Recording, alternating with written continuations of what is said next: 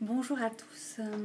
Aujourd'hui, samedi 1er avril, j'avais envie de partager ce moment de réflexion en fait par rapport aux flammes jumelles et mon parcours jusqu'à maintenant. J'ai rencontré ma flamme jumelle il y a 2 ans et demi maintenant et je ne la vois plus depuis le 10 juillet 2016 où j'ai décidé de rompre. Et une suite d'événements a fait que nous étions en contact par mail parce que je l'ai obligé d'une certaine manière. Et pas parce que je ne voulais pas le lâcher, juste parce que énergétiquement, en fait, on avait des liens négatifs et que ça me perturbait, moi, dans ma vie, dans mon travail, et que je suis suffisamment responsable en fait pour prendre sur moi en fait mes responsabilités en fait et ce qui m'incombe par rapport à moi-même déjà dans un premier temps, mais aussi à toutes les personnes avec qui je rentre en contact puisque je suis énergéticienne. Donc je fais des initiations et je donne des soins également. Et donc j'ai dû rompre cette relation aussi parce que en fait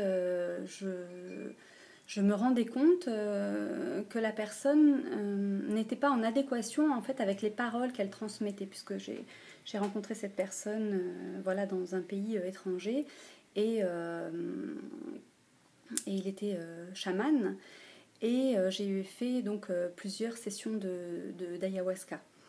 Et ce qui m'a beaucoup appris, j'ai beaucoup évolué, j'ai fait un bond en avant en fait. Parfois on peut donner une mauvaise image en fait des choses, mais comme je le disais dans d'autres vidéos que vous pouvez trouver là sur YouTube que j'ai postées, je disais que l'ombre parfois peut servir la lumière en fait. Ombre et lumière, c'est les deux versants d'une même chose.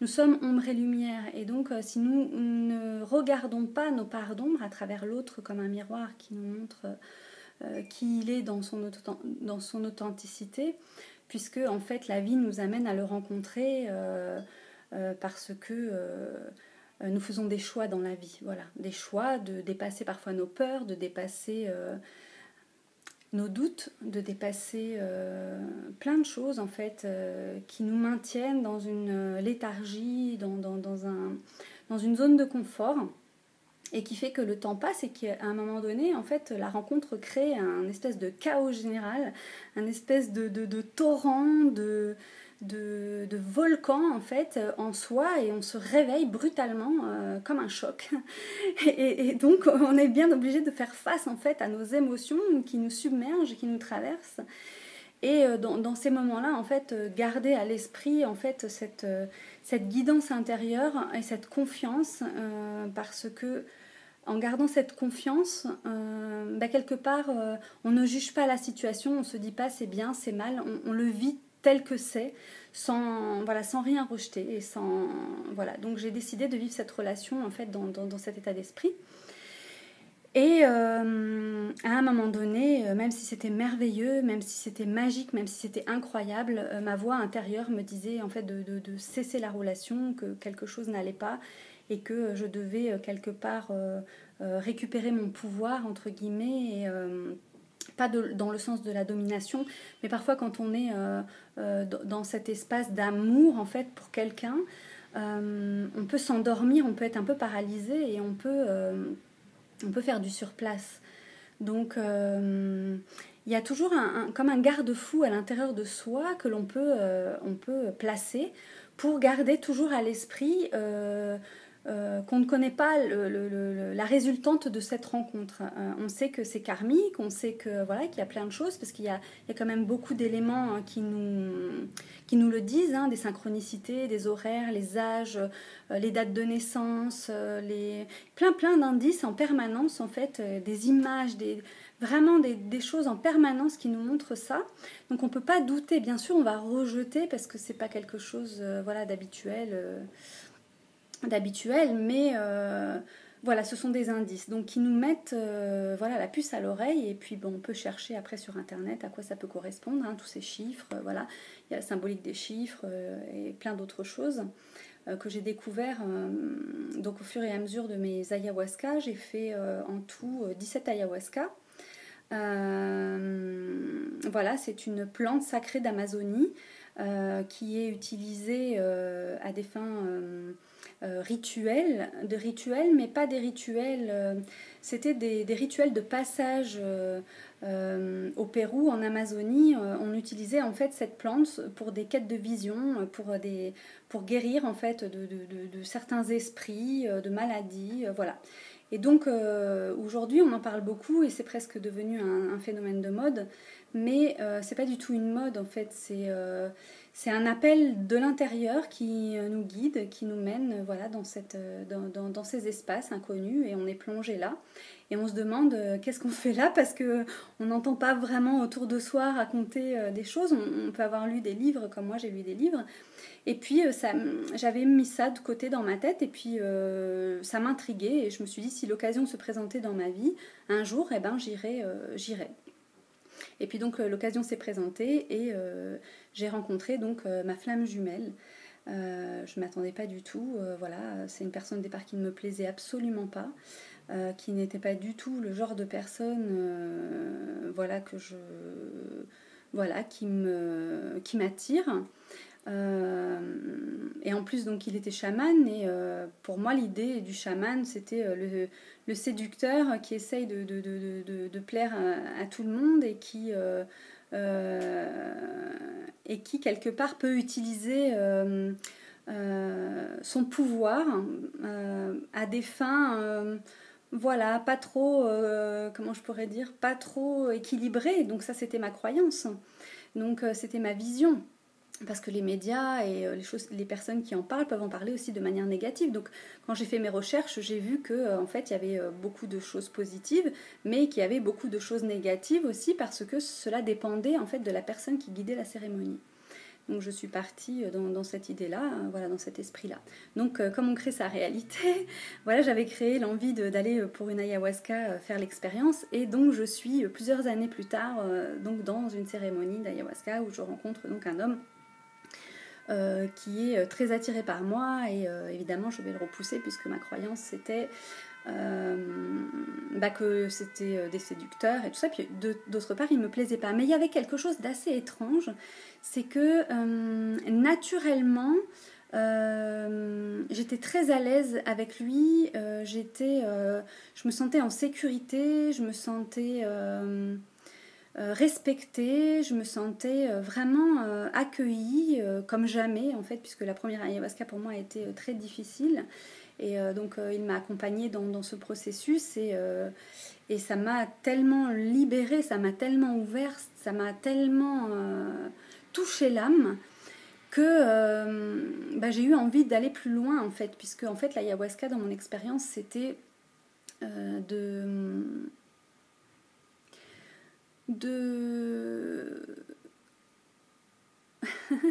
j'ai plein de choses qui arrivent en même temps que je vous parle, j'ai plein de vibrations, plein d'énergie qui arrivent. C'est un moment particulier, le mois d'avril, et c'est le mois de mars qui est passé, c'était vraiment très très fort. Et donc je ne sais plus où j'en étais. Je disais que oui, l'ayahuasca pour ma première expérience ça avait été très très difficile et que ça m'avait libérée et voilà, je remercie avec gratitude en fait cette expérience, voilà. Et donc j'avais vécu quelque chose de très fort, donc j'étais très ouverte, le cœur grand ouvert et évidemment donc le chaman que j'avais dans ma croyance et dans mon esprit évidemment a été séduit et donc tout de suite en fait m'a ouvert oui pas son cœur, non. Il m'a plutôt fait une proposition, voilà, que j'ai refusée, voilà. Et cette proposition, elle s'est renouvelée une deuxième fois que j'ai refusée, et j'ai refusé, enfin j'ai même carrément rejeté, voilà, pendant 1 an. Donc au bout d'un an, il s'est passé quand même beaucoup de choses. Je suis partie en Inde. Je suis partie, voilà, j'ai fait un voyage d'1 mois en Inde qui m'a aussi continué d'ouvrir mon esprit et mes facultés, ma compréhension du monde et des choses. Et je savais que avant de partir, en fait, j'allais faire une rencontre décisive dans ma vie là-bas en Inde et que j'allais certainement retrouver un homme qui a marqué mon existence. Et je savais qu'en allant là-bas, j'allais rencontrer un homme, voilà, comme ça, que j'avais connu d'une vie passée. Donc je connais mes vies passées, je fais beaucoup de méditation, je fais 1 heure de méditation par jour, et ça depuis plus de 10 ans. Cette méditation, elle inclut différentes parties, voilà, et récemment j'ai inclus aussi les planètes, voilà. Et en fait, ce qui m'intéresse, c'est vraiment l'expérience l'expérience dans la vie, c'est-à-dire que à partir de la méditation, je crée un espace intérieur qui va me montrer à travers les autres, à travers les expériences dans mon quotidien, qui je suis. Donc tout ce qui va m'être renvoyé, hein, aussi bien positif que négatif, en fait, je vais l'utiliser pour me voir, pour me regarder. C'est-à-dire ne pas me mentir, c'est-à-dire accepter toutes ces critiques, toutes ces personnes en colère, toutes ces personnes frustrées, toutes ces personnes agressives, voilà, et de les observer tout simplement, et puis cette fois de ne pas répondre en fait, parce que quand j'ai essayé de répondre, en fait, ça devient encore plus virulent, voilà, et quelque part, ça m'a permis aussi de poser mes limites et de dire stop. Voilà. Et le choix que j'ai fait en conscience, le plus judicieux, ça a été de ne pas répondre, voilà, tout simplement, et d'entendre, d'écouter ce que cette voix avait à dire. Et puis finalement, elle finissait par disparaître. Et à l'extérieur de ma vie, donc dans ma vie personnelle, en fait, c'est très harmonieux. Je vis des choses voilà, légères, douces, tranquilles. Je fais des rencontres, des moments, en fait, des moments sereins, des moments de connivence, voilà, d'authenticité avec... peu importe en fait les personnes avec lesquelles je suis, en fait ça se fait comme ça. Et je prends conscience aussi qu'à chaque fois que quelque chose se manifeste, bah, tout simplement, je remercie pour l'expérience que je viens de vivre, et je donne à la source et au Père Céleste en fait, ce cadeau en fait, qui m'est adressé, puisqu'en fait je suis en train de le vivre. Et quelque part, comme j'ai de la reconnaissance, bah, j'oublie pas en fait qu'il y a quelque chose au-delà de moi plus élevé, une conscience plus élevée, voilà, à laquelle une intelligence peut-être, une intelligence collective, une intelligence tout simplement. Et cette intelligence collective, en fait, on peut se connecter et de faire confiance à l'autre, tout simplement, pour nous montrer ce qu'on a encore à travailler, pour le libérer, pour l'offrir à la source. Et en fait, c'est un circuit, en fait, vraiment, voilà, comme ça, qui ondule. Et en fait, ça devient une danse à l'intérieur, comme un espace, comme ça. Je recommence parce qu'en fait, c'est vibratoire. Là, c'est vraiment le serpent, hein, c'est la liane, c'est l'ayahuasca. Et en fait, l'ayahuasca, elle nous connecte à ce féminin sacré, à ce masculin sacré, puisque à l'intérieur de nous, nous avons 2 polarités. Je vais parler en termes de Kundalini.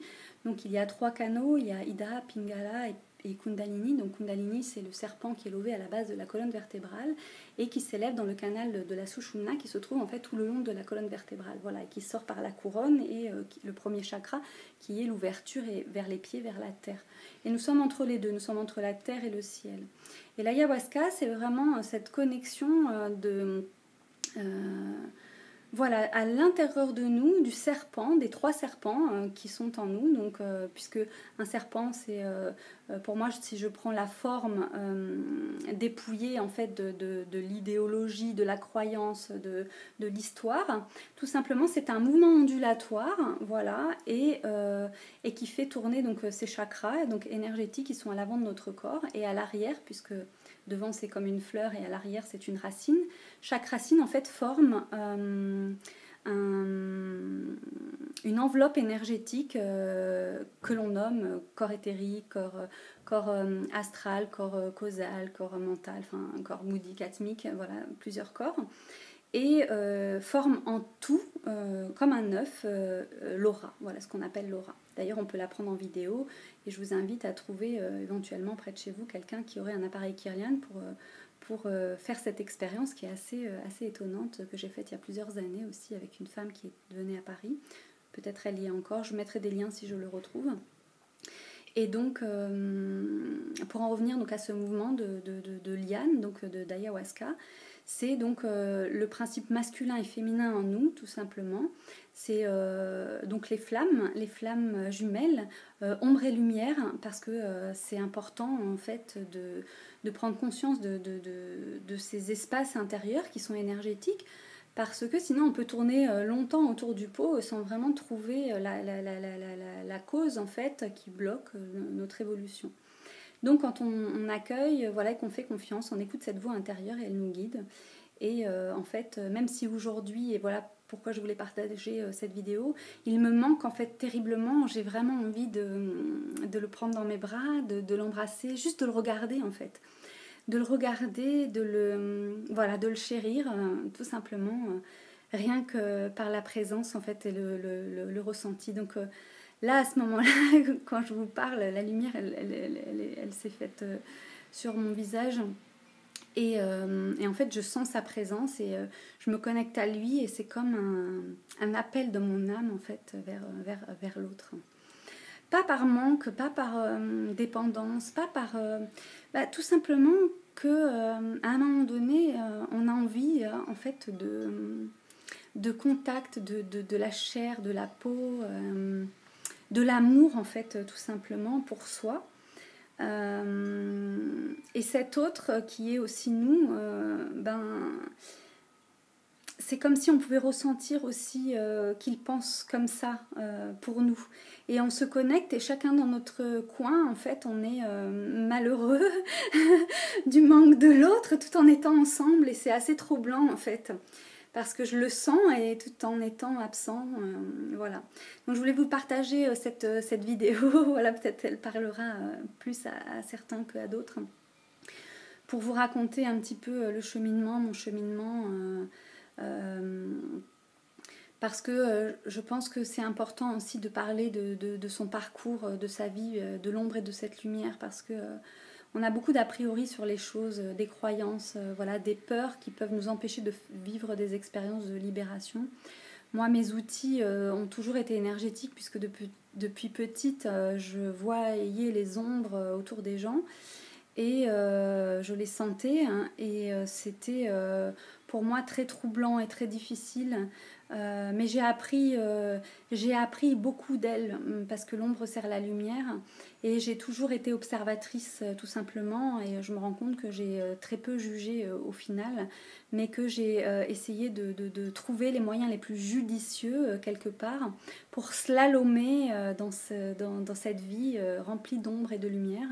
Et que aujourd'hui finalement j'arrive à être en équilibre, voilà, un équilibre dans ma vie, et c'est cet équilibre là que j'ai envie de partager, parce qu'il existe, c'est la voie du milieu, c'est le chemin du milieu, et c'est connais-toi toi-même, et ça c'est hyper important, de retrouver son autonomie et son indépendance, voilà. Et la flamme jumelle, elle permet vraiment de créer cet espace en soi. Donc pour ça c'est magnifique, mais c'est pas seulement être élu en fait, hein, c'est une immense souffrance avant d'en arriver à cet équilibre, à tout lâcher, parce que voilà, on peut penser ça comme le prince charmant, voilà, c'est pas du tout le sujet de départ en fait. Ça peut le devenir à partir du moment où quelque part à l'intérieur de nous ça fusionne, et que de toute façon, ce que Dieu a uni, nul ne peut les séparer, même pas lui. Donc ça veut dire qu'à un moment donné, voilà, et que ce soit dans cette vie, que ce soit dans une autre vie, en fait, il reviendra de toute façon, et que dans cet espace, en fait, tout ce que l'on vit chaque jour, en fait, est un cadeau béni, et que à partir du moment où on sait que c'est sa flamme jumelle, on n'est plus séparés, et on sait qu'il est là, et on peut le ressentir, on peut le sentir aussi, voilà. Et partager des moments très doux aussi, même dans l'absence de l'autre physiquement. Voilà. Je vous remercie, je vous dis à très bientôt pour une prochaine vidéo. J'espère que voilà, ça vous apporte des choses, et que cette vibration, cette fréquence en ce moment voilà, bénéficie à tous, et que la paix advienne de manière personnelle et collective aussi, parce qu'on a tous besoin maintenant d'un petit peu de vacances. Merci à vous, je vous souhaite un beau soleil, une belle lumière et plein de bonnes choses et le meilleur pour tous à chaque instant. À bientôt, au revoir.